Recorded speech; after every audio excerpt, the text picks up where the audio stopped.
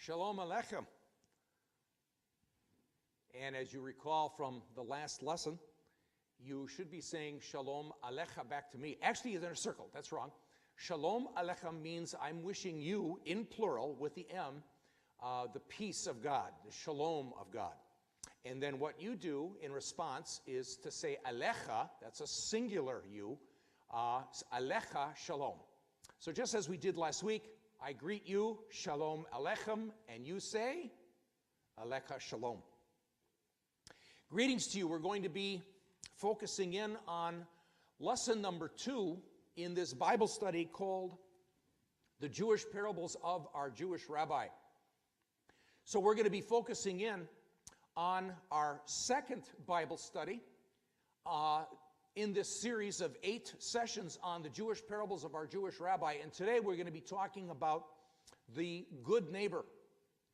And as they did in Jesus' day, as we will do today, let us say a blessing before we get into God's word and into his Torah and the prophets and into the writings and into the good news of the Messiah. So let's say the blessing before study. Please repeat after me. Even as you're watching there on the internet, and you can learn a little bit of Hebrew. I hope I pronounce it correctly.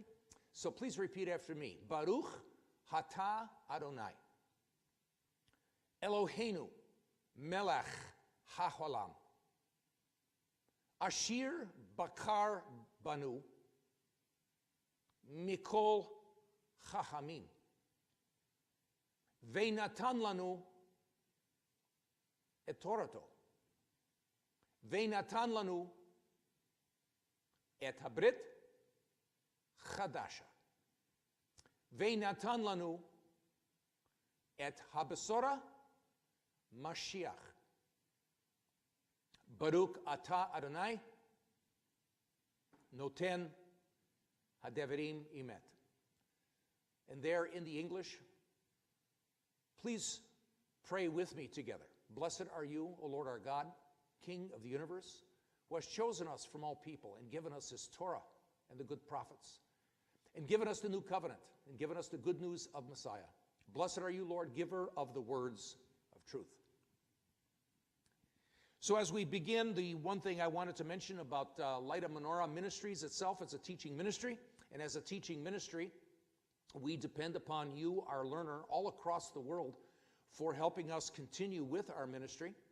And donations to Light of Menorah, for whether you're in the Philippines or in France or in Texas or even here in Minnesota or Africa, can easily be done. You go to the Light of Menorah website, which is www.lightofmenorah.com, and when you go there, you'll be at the main screen, and on the main screen, as you can see off on the left-hand side, there is a clear place where you can click for support our ministry, and when you click there, you'll come to this next screen, and you'll be able to donate on a monthly basis, on a regular basis, one time only. If you do not want to use the internet with regards to making donations, off in the right-hand corner, we've now put our address, so you'll see our mailing address there in the right-hand side. There's another unique way, actually. You can donate to Light of Menorah Ministries, and every page on the website, you'll see an icon, and the icon says Jesus Boat Galilee. If you click on that, it will take you to the catalog of the Jesus Boat Store in the Galilee, just north of Tiberias. And it's run by Alex and his wife Tova, and they're Messianic Jewish people. And you can, if you click on this, go to the catalog and purchase something, and they've got great books. They've got Judaica, they've got Messianic gifts, all sorts of wonderful things there, jewelry, candles. Then what happens is you're supporting Light of Menorah, and you're supporting our brothers and sisters in Israel, the Messianic Jewish people. So it's another way of supporting us and supporting the people in Israel. This picture, as we get started tonight, is somewhat termed the Cove of the Parables. Obviously, it is a cove, and it's in a U shape.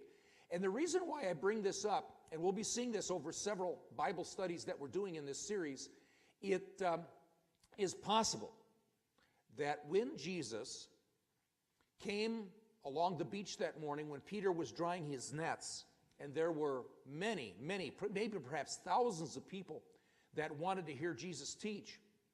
It could be this cove. The reason where he actually got in the boat and he was teaching from the boat. The reason being is a number of years ago, some sound technicians actually tested what it would be like for somebody to be in a boat in this cove speaking to thousands of people on the hillside. And it was amazing. It was just like a Greek amphitheater. A person could be speaking in the normal voice and they could be heard all the way up the hill. Matter of fact, let's take another look at a view of the same place. There's the cove, and here is a man you can see sitting right in front. Now, the way it looks here in this picture is far different than the way it looks today. There's a fence down there. There's a banana grove down there. It has changed completely, but this is a good view of that cove. It's the only cove on the north side of the Sea of Galilee that has these characteristics, the only one. You can say, well, what about just to the right of that point there? Nope, this is the only cove, and actually the whole hillside is shaped like a Greek amphitheater. So we can imagine Jesus there in the Galilee teaching his parables in places like in the boat, there in the cove of the parables, and all along the shoreline. So I wanted you to see that, because could it be that he was sitting along on this hillside, or was he on the beach, or some other place in the Galilee teaching about the parable of the good neighbor? So we say, welcome to the Galilee, and this area is famous for the great rabbis. Actually, they're probably a better term in Jesus' day is the sages of Judaism. Rabbi was not an official term in Jesus' day. It means my master, my great one. But rabbis don't come into your official status of being ordained as they are today, much after the temple's destroyed. So these guys are Torah teachers and considered the sages of Judaism. So at any rate, this is the place, not the only place, but it's the place where a rabbi is going to have followers, disciples, and in Hebrew they're called talmeed for a single male disciple, or talmeedim plural. And for the women, if you're a female disciple of Jesus, it's talmah. And if many women are disciples of Rabbi Yeshua, that'd be talmudot. So we come here, and indeed we want to be like our rabbi. We want to be disciples of Yeshua. So that means we want to learn his parables. We want to learn the way he taught. So we're going to come into this lesson called the Good Neighbor, and we're going to do this lesson, Kal Vachomer. So please repeat that after me. Kal Vachomer. What that means is from light to heavy. So each week we're going to get deeper and deeper and deeper into the Jewish culture, deeper and deeper into the geography, the archaeology, deeper and deeper into Jewish literature, like the Mishnah, the Midrashim, the Talmud, and coming into that background so that we can go deeper into these Jewish parables of our Jewish rabbi. And today, we're going to get a little bit deeper than we were last week. And the reason being is, if you recall on the first video, that phrase that's up in the upper part of the screen, please repeat after me, is ma. Starting from the right-hand side, because remember, Hebrew is written from the right to, or read from the right to the left, and written from right to left. So on the right-hand side, the word is ma. The second word is Yeshua. The third word there is Chaya. And the last one is Oseh. So, Ma, Yeshua, Chaya, Oseh. What would Jesus do? And this is a way of saying that indeed we want to be like Jesus. We want to follow his actions. We want to teach like him. We want to be what our rabbi is. Now that's how you would describe it perhaps in those days when Jesus was here. Jesus is God. He's Lord. He's Savior. We can't be what he is. That doesn't make any sense. But we want to be able to be like him. It's like Paul says in 1 Corinthians 11:1, be like me, for I'm like him. So to be a true talmeed, a talmah, if you're a girl, we need to know a rabbi's words and understand his lessons, his teachings, his yoke of Torah. and his parables so that we can go and teach like him. We want to be like him so we can obey him when he said, go and preach the good news of the kingdom to the entire world, as we read in Mark 16:15. So let's go into our lesson today. And we want to be disciples in the day of Messiah Yeshua. We want to be disciples in these days as well, just like they as well. And by the way, with regards to learning about disciples, one of the assumptions that is made in this course is that you have taken the course on discipleship in Jesus' day, or you have read about what it means to be a disciple in Jesus' day. And if you have not, what you can do is go to the website, lightofmenorah.com. You'll be at the main screen, and on the right-hand side, you can click on Beit Midrash, our study center. And in the Beit Midrash, you'll come into 4 study areas, and the second from the right is videos. And we've got the entire video series on disciples there in that study center. So if you click on that, you'll come into other Bible lessons on the right-hand side. On the left-hand side are all our lessons that we did in Israel, and the other Bible lessons, many of them done here in the United States.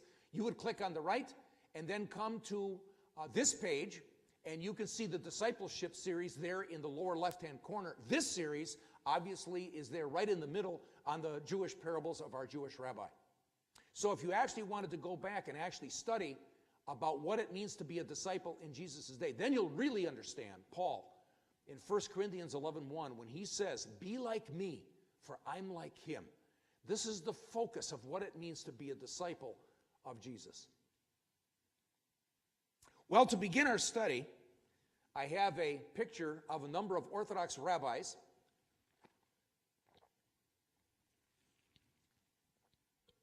And what I'd like to do, I would like to take a look at the meshelleem, or rabbanim.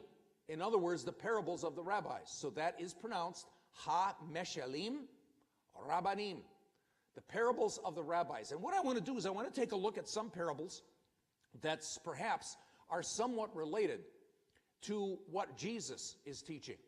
Now, in the Talmud, we find a story of one of the great Torah scholars of the Tanaic period, and you notice the Tanaic period is 70 to 220 CE or AD. And this is Rabbi Simeon ben Elazar. Now, he studied under Rabbi Meir, and in the Jewish culture, Rabbi Meir is one of the great famous rabbis of all times. And it just so happens that Rabbi Simeon was coming home one night, riding his donkey, and he was completely caught up in his studies, just thinking about everything he learned from his teacher, Rabbi Meir, consumed with this completely, and consumed his entire character. And then, what had happened along the road, he happens to come across an extremely ugly man.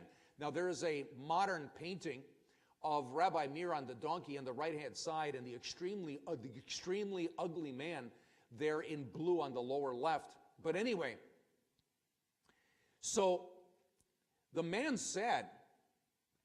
ugly man said to Rabbi Simeon, "Shalom to you, Rabbi." Rabbi Simeon did not reply. Instead, he exclaimed, "Idiot! How ugly that man is! Could it be all the people of your city are as ugly as you?" And then the man said, "I do not know. Why not go to the artisan who made me and tell him how ugly that vessel is that you made?" And so again, we see that picture on the right. A very, very telling statement by that man. Rabbi Simeon then understood his sin. He realized how he was wrong. He gets off his donkey, and he fell down at the man's feet, and he said, "I fully accept. Please forgive me." "I will not forgive you," said the man, "until you go to the artist who made me and tell him how ugly that vessel is that you made." And you can find this in the Mishnah, in Tractate Tanaït, in 20a and 20b. So in this parable, we have a very interesting point, and perhaps one of the points is that everybody is made in the image of God. Everybody. God has made everybody, an ugly person, a deformed person. What Rabbi Simeon had done was obviously a tremendous sin against anybody. Now, there are many parables of the rabbis. Matter of fact, you're looking at a picture of one that was found in the Dead Sea Scrolls. And they were a common teaching tool among the sages or the rabbis of the Second Temple period. The Second Temple period is about 200 BC to 200 AD. And Jesus is using a common technique that people would be very familiar with this day. Matter of fact, again, that's the parable of the bountiful tree. It's a story that makes a point. The Hebrew word for parable is mashal. Say mashal. Plural, meshelleem. Now they focus on the mashal of the rabbis, the meshelleem of the rabbanim. They focus on a common experience, and a common experience to basically illustrate a deep and sometimes incomprehensible spiritual truth about God. This is supposed to be leading a person to a decision that's needed in there. So the mashal of the ugly man, Rabbi Simeon is leading us to make a decision. As the rabbi realized that he had sinned against the Almighty, so too he is asking the listener to make a decision now, to go and treat all people with respect because they're all made in the image of God. So again, we take a look at the stories of the rabbis, and we find out that Jesus is doing the same thing. And in a sense, really, what we're saying is Jesus said the two greatest commandments are, Hear, O Israel, the Lord is our God, the Lord alone. And on top of that, he said the second greatest commandment is love your neighbor as yourself. And maybe Rabbi Simeon would basically say, indeed, love your neighbor as yourself. And who's your neighbor? Indeed, even that very ugly man who's made in the image of God.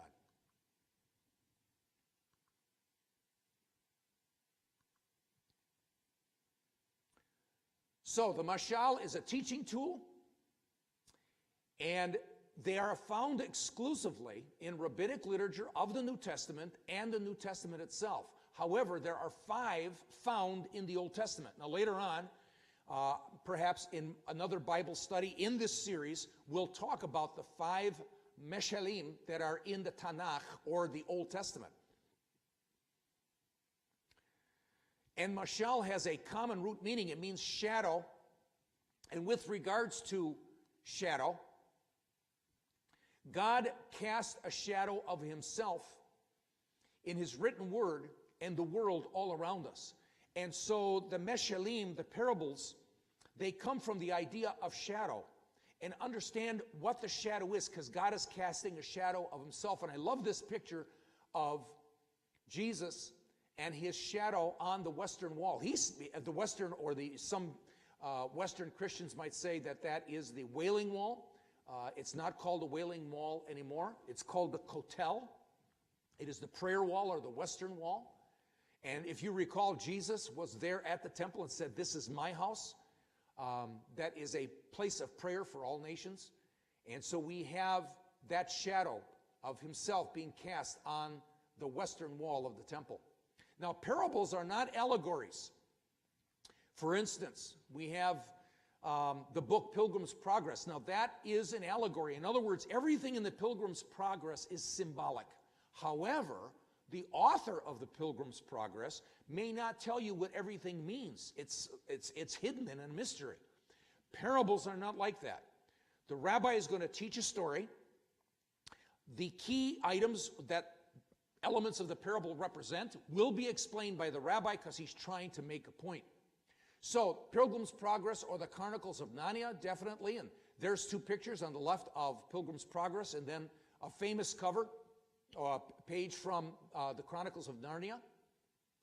And indeed, in an allegory, one has to guess and speculate what the people and the animals and the objects actually represent, but not so in a parable at all.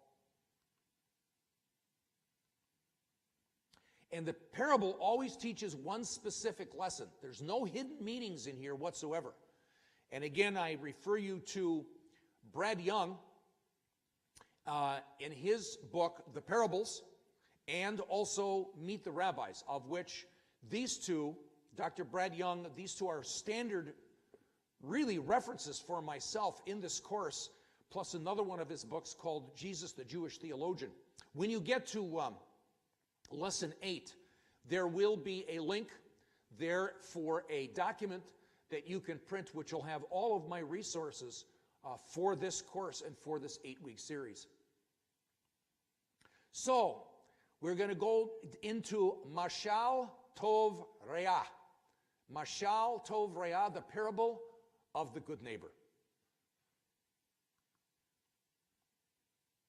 I wanted you to see a picture of the Jericho Road.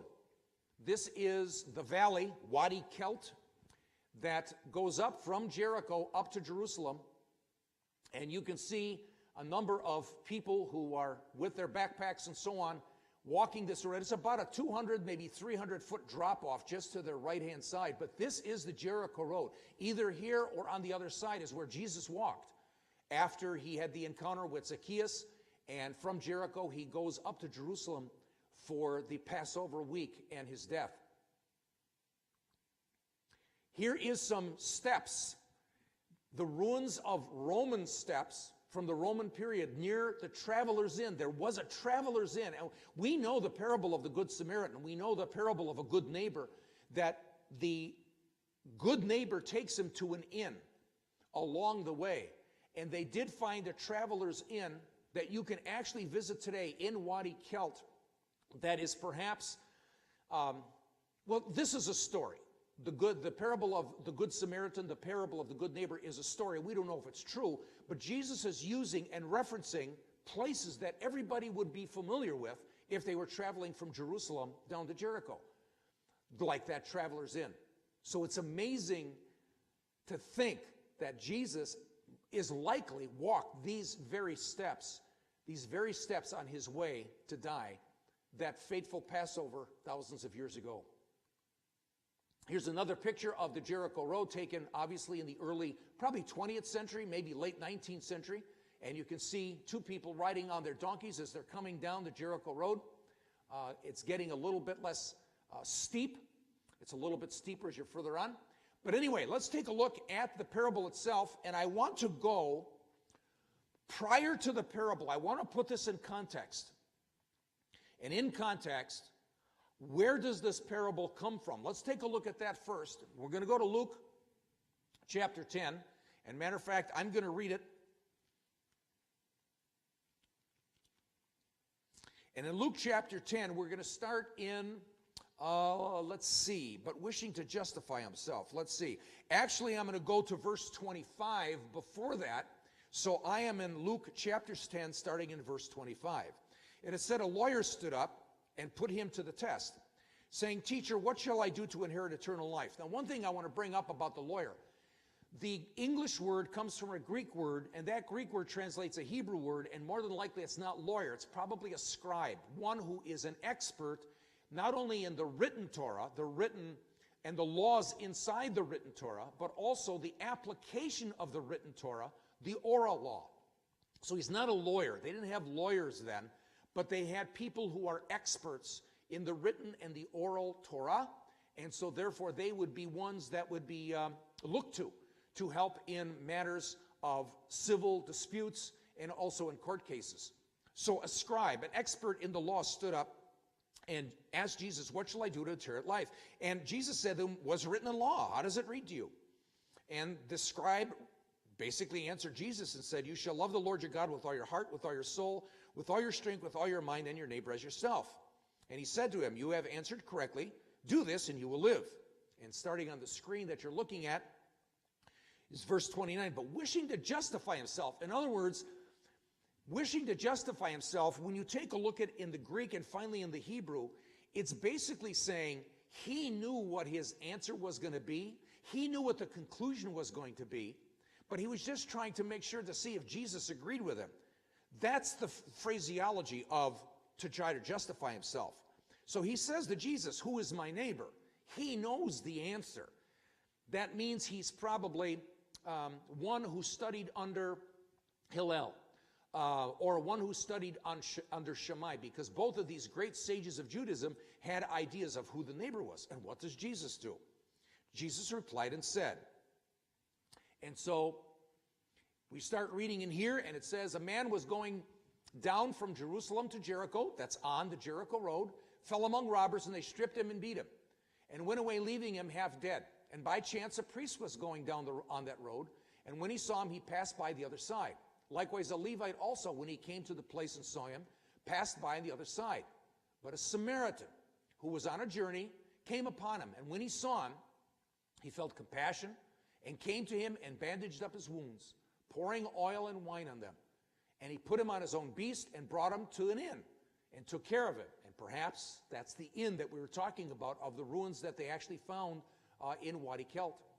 On the next day, he took out 2 denarii and gave them to the innkeeper and said, take care of him, and whatever more you spend, when I return, I will repay you.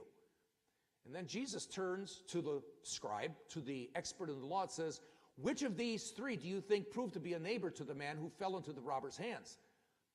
And he said, the one who showed mercy towards him. Now I want you to notice one thing. The man does not say the Samaritan. This is critical. And then Jesus said to him, go and do the same. So that is the parable.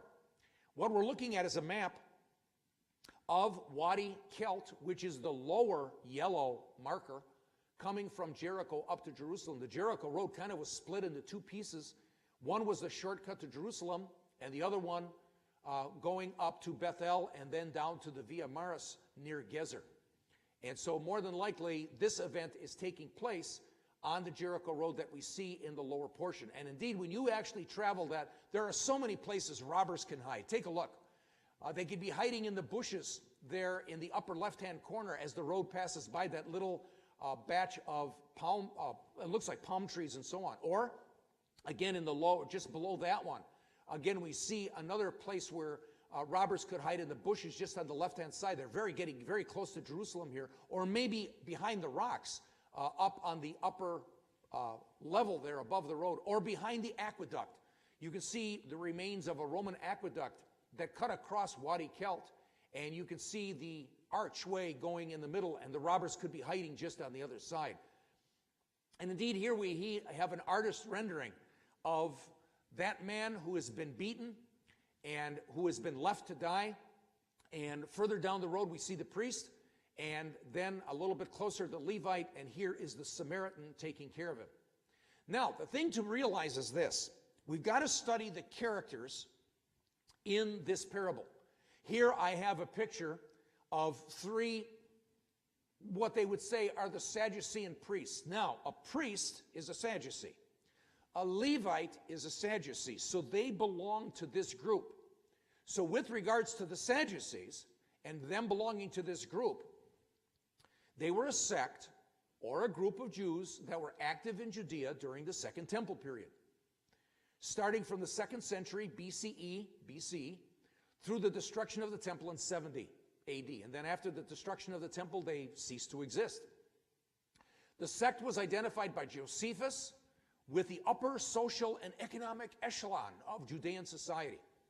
And the Levites and the priests were part of that upper echelon.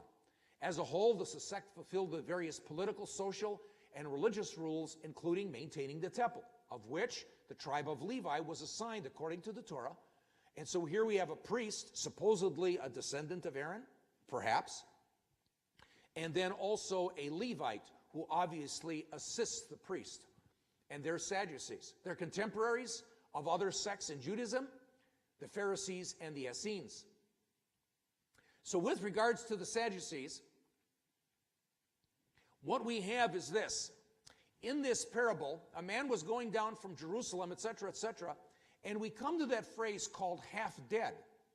Now, when you actually take a look at the phrase half dead, according to Dr. Brad Young in his book on the parables, basically there is a Greek word that, matter of fact, let me go back to there.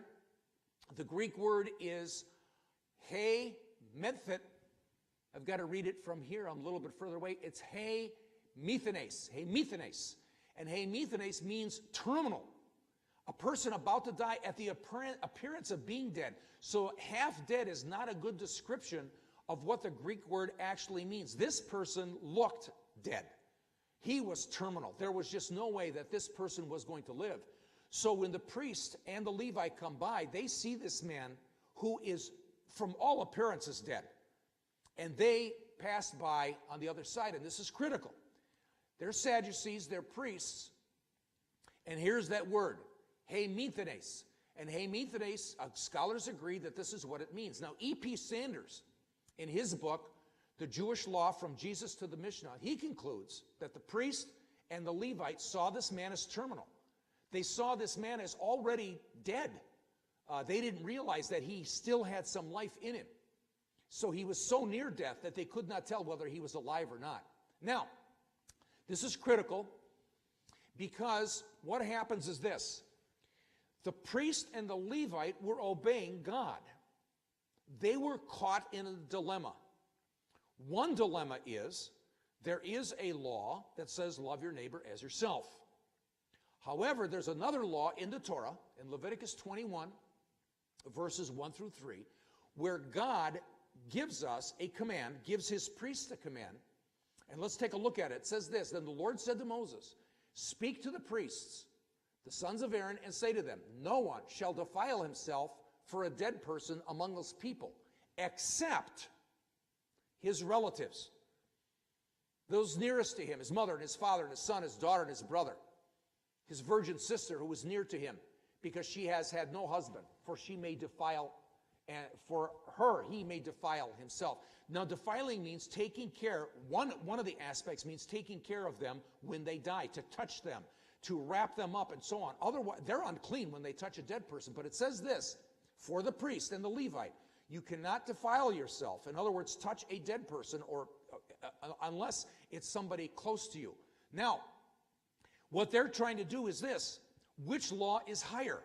Love your neighbor as yourself, and certainly healing a man, taking care of a man, a person that is almost just about dead. You could say that's a higher law than the law that would says a priest should not defile himself. And this is the dilemma that they're in. Which is, and they're basically saying that the law in Leviticus 21, 1 through 3 is a higher law than love your neighbor as yourself. Now, so that's the priest and the Levite. So in the Jewish culture, as we call kal v'chomer, as we go from light to heavy, we see that this priest and this Levite were obeying God. And they're caught in that dilemma. Which Torah law is higher? Now, there's another group here that's not in the story. And if Jesus is teaching this story, if there's any Pharisees nearby, I think they're really excited about perhaps where Jesus is going in this parable. Here's a picture supposedly of some Pharisees there in the courts of the temple, talking to Jesus, maybe actually arguing with him or criticizing him. And this group, who's not mentioned in the story, they probably overheard this as Jesus is responding to the question, who is my neighbor? Now, the Pharisees are strong enemies of the Sadducees. Matter of fact, people that have taken my course in Hebrew Heritage too, we found out that the Pharisees and Sadducees hated each other more than they even hated Jesus. And they were the favorites of the people. They held to the belief that all of the written law in the Torah and all of the oral law of the Torah can be put aside, can be violated in order to preserve life. Now, this is a reference from the Talmud itself, which is volumes and volumes of Jewish commentary on the Tanakh, which is the Torah, the prophets, and the writings, the Old Testament, if you will. And so now we can see that the Pharisees say that love your neighbor as yourself, saving a life, is a higher law than not touching a dead person. So you can see the differences in here. I just imagine they're at that point where the priest has passed by, walked to the other side, and would not touch this man or help him. And then the Levite. And the Levites are listening to Jesus, and they're probably really excited because they said, we know who the third person is. It's us. It's a Pharisee. So here's Jesus caught between the two. Yeshua HaMashiach. We have a picture of Yeshua there in the lower middle. The Sadducees on the left and the Pharisees on the right. And it could very well be, like you said, we don't know, but maybe the Pharisees are thinking pretty highly of themselves as Jesus continues his parable. But what does Jesus do? He doesn't say the Pharisees. He says a hated Samaritan. Let's take a look at what it means to be a hated Samaritan. The Jews and the Samaritans were dire enemies. Matter of fact, I have heard it said, I cannot give you a reference to this, but I've heard it said that the great sage Shammai basically said that the neighbor for a Jewish person is only a religious Jew, not even an irreligious Jew, not one of the Herodians, not one of the pagan Jews.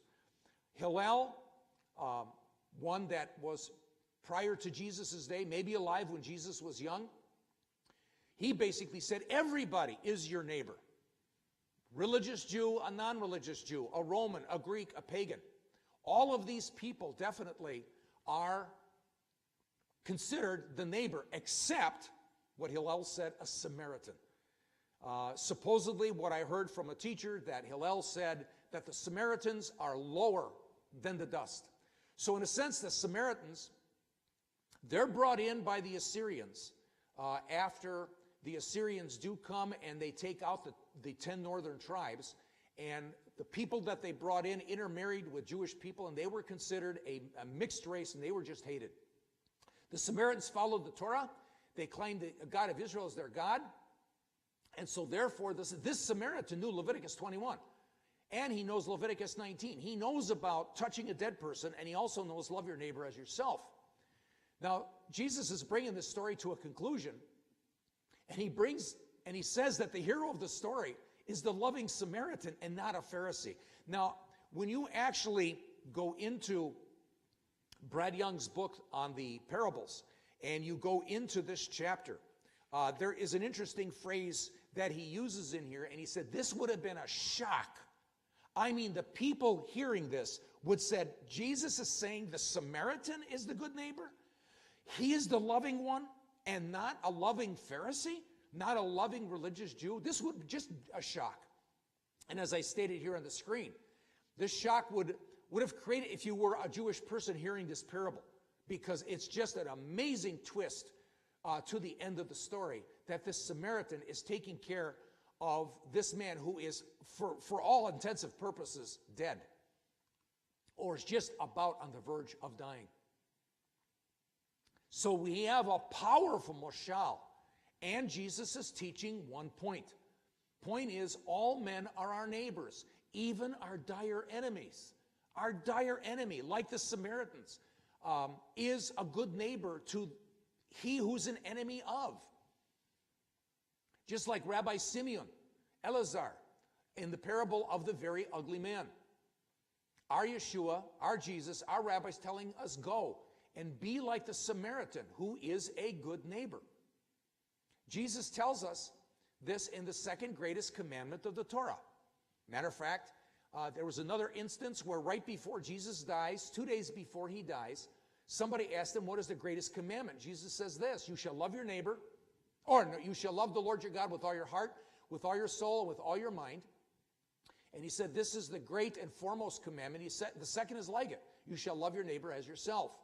On these two commandments depend the whole law and the prophets. All of them, everything together.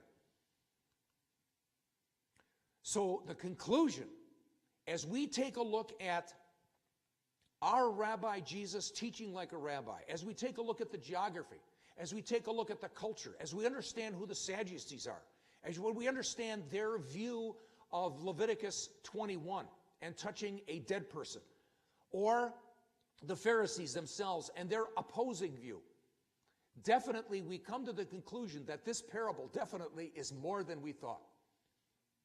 So number one, our understanding is verified.